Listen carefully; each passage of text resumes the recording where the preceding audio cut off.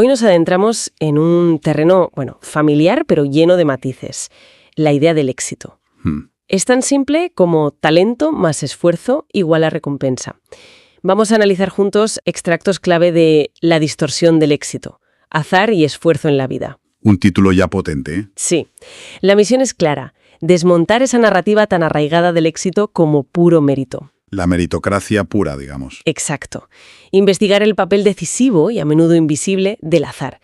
Y también sacar a la luz los costes que puede tener llegar a lo más alto. Pues bien, empecemos a desentrañar esta madeja. Así es. Partimos de esa historia que nos cuentan, ¿eh? Una y otra vez. La del emprendedor hecho a sí mismo, ¿no? O la del artista que triunfa contra todo pronóstico. Sí, esa figura heroica, casi. Una narrativa poderosa, sin duda.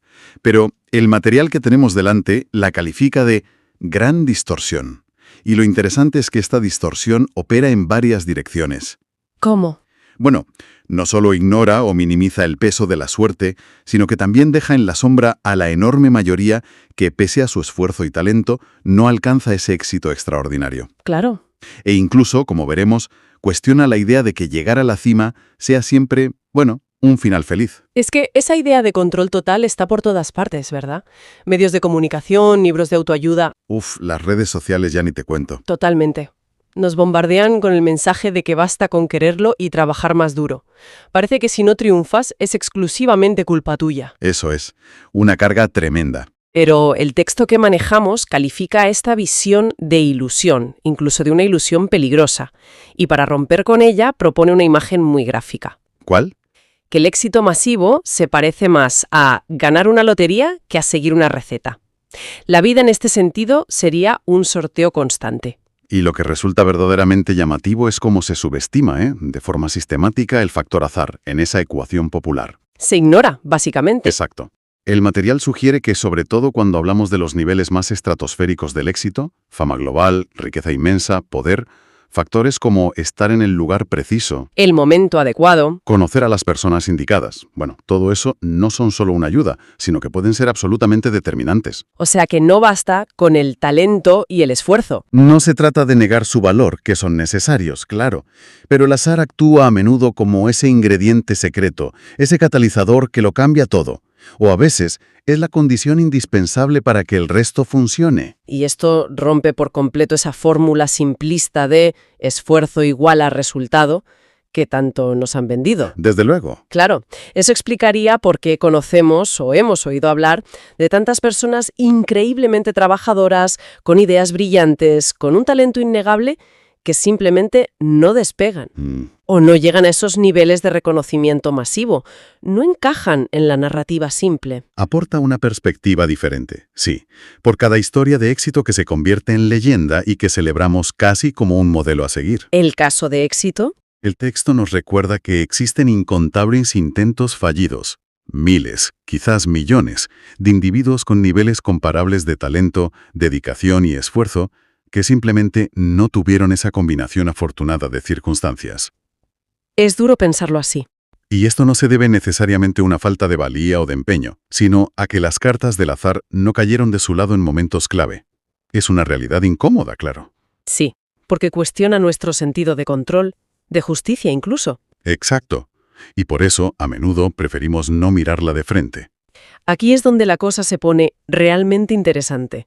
Para visualizar cómo se distribuye realmente el éxito en la sociedad, más allá de esa ilusión de meritocracia pura, el texto recurre a una analogía muy potente. Muy visual, sí. Y muy nuestra, el sorteo del cuponazo de la ONCE.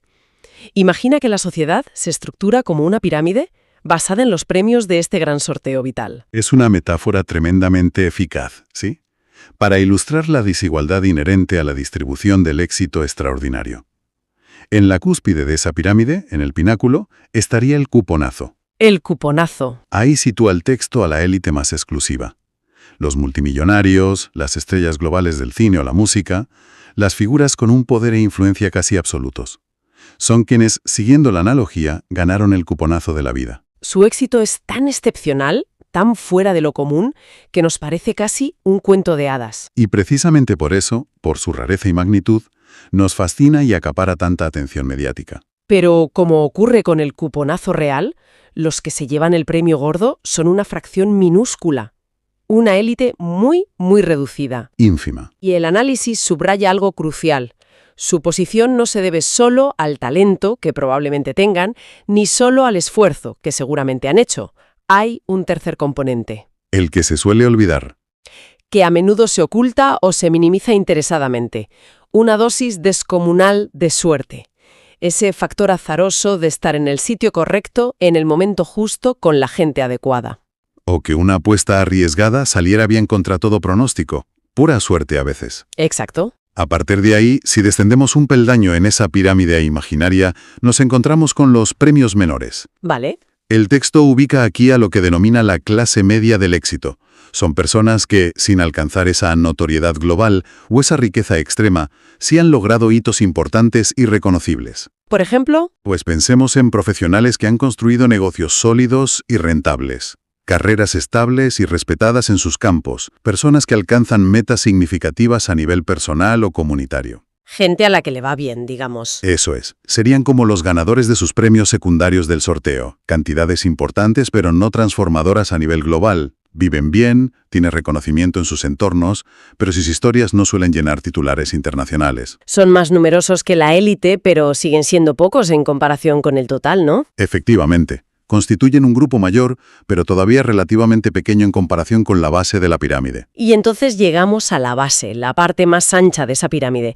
Ahí está el reintegro. El reintegro, sí. El texto lo asocia con la clase obrera, en términos de resultados, en esta lotería del éxito. Aquí se encuentra la gran mayoría de la población. Gente que se levanta cada día, trabaja duro, Cumple con sus obligaciones, paga sus facturas. básicamente, lucha para llegar a fin de mes o mantenerse a flote, no obtienen recompensas extraordinarias ni grandes ganancias en este juego. Pero tampoco sufren, en la mayoría de los casos, un fracaso estrepitoso que los saque del sistema. Consiguen, como bien dice la analogía, recuperar lo invertido, obtener lo justo para seguir participando día tras día. Un reintegro de su esfuerzo vital. Eso es. Finalmente, en la base misma de la pirámide, a veces incluso por debajo de esa línea del reintegro, están los cupones perdedores. Suena duro. El texto los describe como el fracaso ruidoso, aunque la paradoja es que suelen ser los más silenciosos socialmente. Interesante. Aquí se encuentran todos aquellos que apostaron fuerte, invirtiendo tiempo, dinero, energía, ilusiones, A veces incluso su salud mental. en un proyecto, en un sueño, y el resultado fue un fracaso rotundo. Son esas historias que a veces conocemos de cerca, de gente que se queda con deudas considerables, con negocios cerrados. Carreras truncadas, cicatrices emocionales y financieras profundas. Según el análisis, esta es la categoría donde se encuentra la inmensa mayoría de los participantes en esta lotería del éxito. Pero sus relatos apenas tienen visibilidad. La gran mayoría silenciosa. ¿Y a qué se debe esa invisibilidad tan marcada del fracaso si es lo más común? El texto apunta a una combinación de factores. A ver, Por un lado, la vergüenza personal, el estigma social que todavía rodea el fracaso, especialmente en culturas que idolatran el éxito. sí, eso pesa mucho. Y por otro, un cierto desinterés por parte de la sociedad y los medios. Parece que las historias de fracaso no venden. No inspiran, no generan clics ni audiencias. Exacto. Tiene una explicación psicológica interesante que el texto menciona.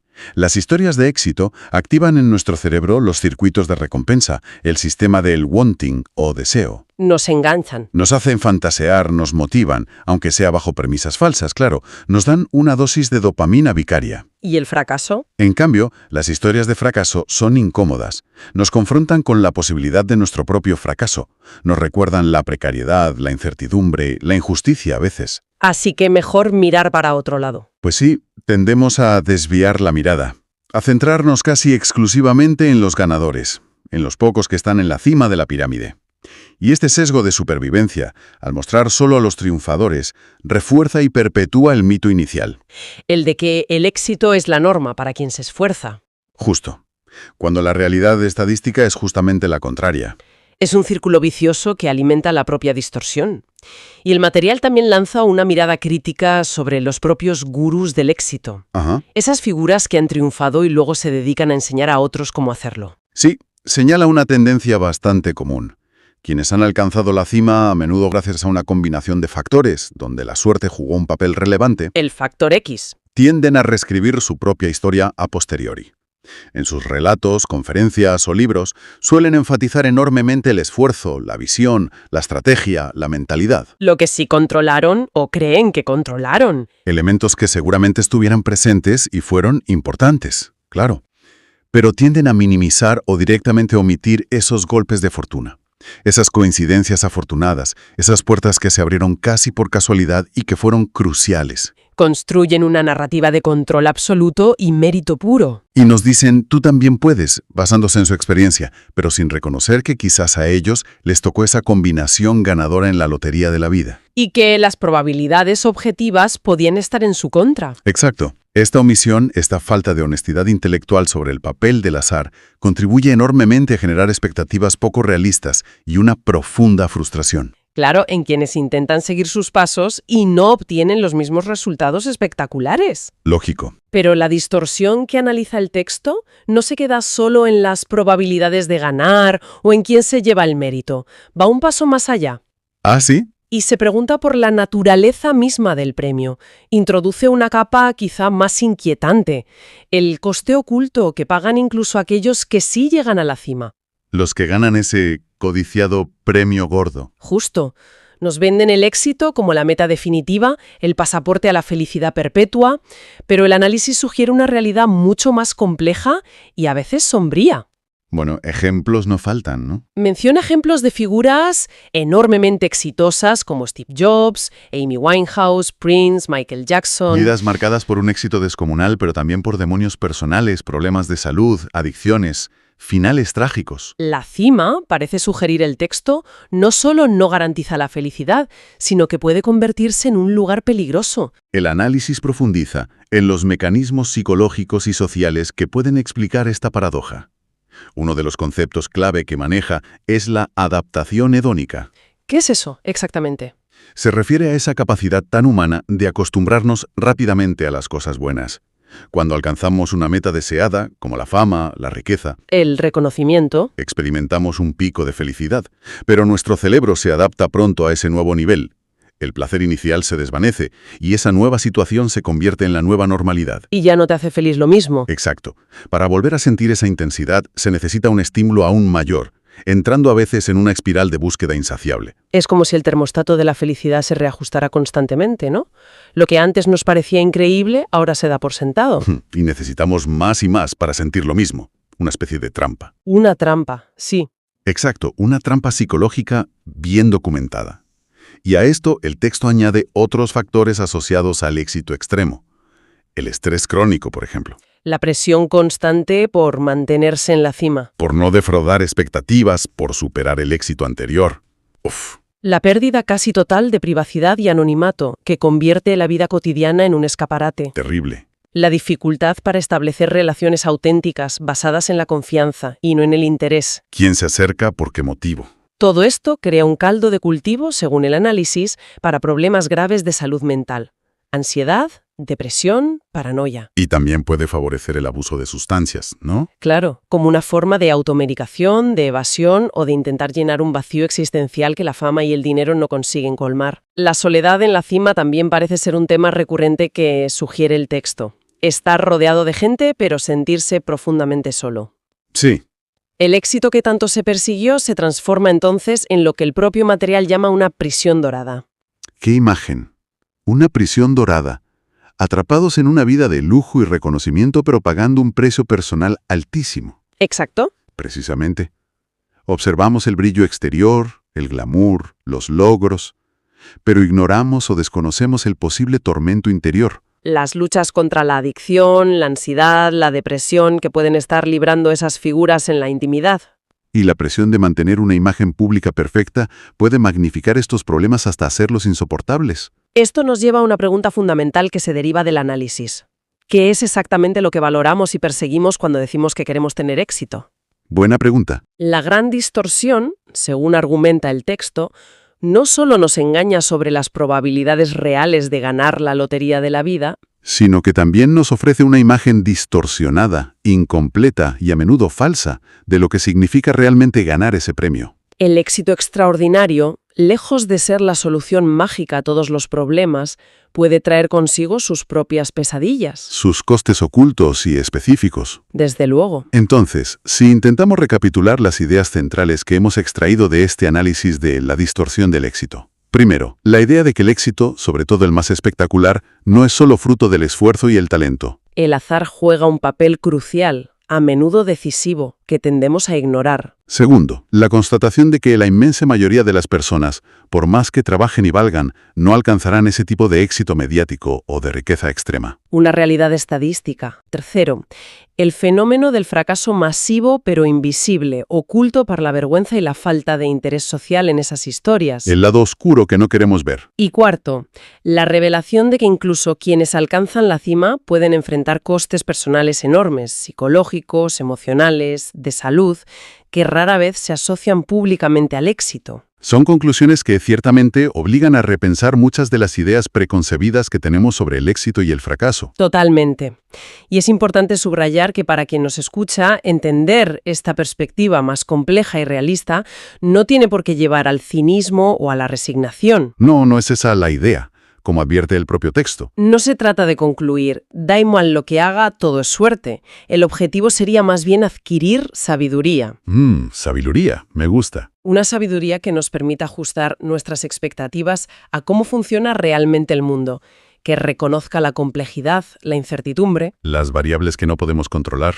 Entender la vida no tanto como una carrera de méritos predecible, sino como un juego con una dosis importante de azar. Ese es el punto clave. Aceptar el papel del azar, tal como lo plantea el material analizado, no significa necesariamente abandonar nuestros objetivos o dejar de esforzarnos. Claro. Implica, más bien, abordar nuestras aspiraciones y proyectos con una comprensión más profunda, más humilde y, sobre todo, más realista del tablero de juego. Jugar mejor nuestras cartas, sabiendo que no controlamos todo el mazo. Exacto.